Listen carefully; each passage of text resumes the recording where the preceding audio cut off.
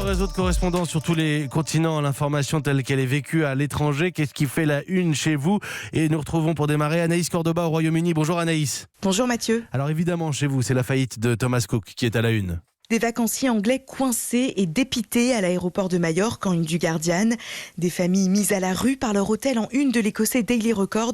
Ce matin, la presse britannique titre sur la faillite du géant du voyage Thomas Cook. Comment le colosse a-t-il pu se retrouver aux mains des liquidateurs, interrogent les éditos Écho. Alors il y a la concurrence d'Internet pour réserver ses vacances, la météo capricieuse, mais aussi le Brexit. L'incertitude et la baisse de la livre sterling ont incité les Britanniques à rester chez eux. Mais tout ne peut pas être mis sur le dos du Brexit, estiment de concert les experts économiques. Et ils pointent du doigt les dirigeants de Thomas Cook. Ils auraient laissé l'entreprise s'endetter par leur mauvaise gestion tout en empochant de gros bonus. À la une du Daily Mail, les vacanciers furieux réclament le remboursement de ces bonus. Merci Anaïs Cordoba à Londres pour Europe 1. Fanny Boucaud, vous êtes en Pologne. Bonjour Fanny. Bonjour Mathieu. Qu'est-ce qui fait la une chez vous ? La petite phrase d'Emmanuel Macron invitant les jeunes à aller manifester en Pologne. Il faut dire que le pays ne fait pas grand-chose contre le réchauffement climatique. La presse polonaise laisse les officiels répondre à la critique. L'agence de presse nationale relaie les propos du ministre des Affaires européennes, Konrad Szymański. Il veut une transition écologique plus douce qu'en France, ne pas faire les mêmes erreurs qu'Emmanuel Macron et donc éviter de mettre les gens dans la rue.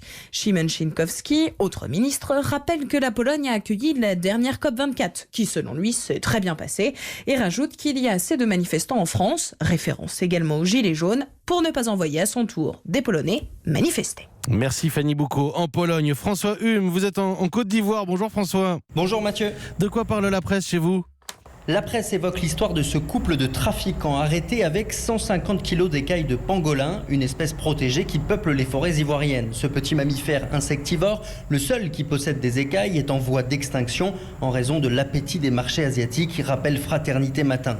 La médecine traditionnelle prône les vertus curatives et aphrodisiaques de ces écailles, bien qu'elles ne soient guère plus que de la simple kératine, comme les ongles humains, explique le quotidien. Selon Abidjan.net, ce couple incitait les habitants d'une localité au sud du pays à abattre massivement des pangolins. Leurs écailles se vendent environ 3 500 € le kilo sur le marché noir.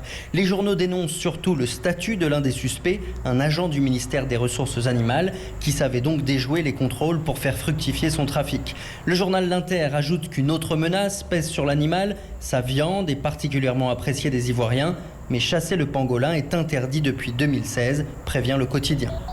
Merci François Hume, nous étions au Royaume-Uni, en Pologne et en Côte d'Ivoire. C'était cette fenêtre sur le monde que nous vous proposons tous les matins à 6h50.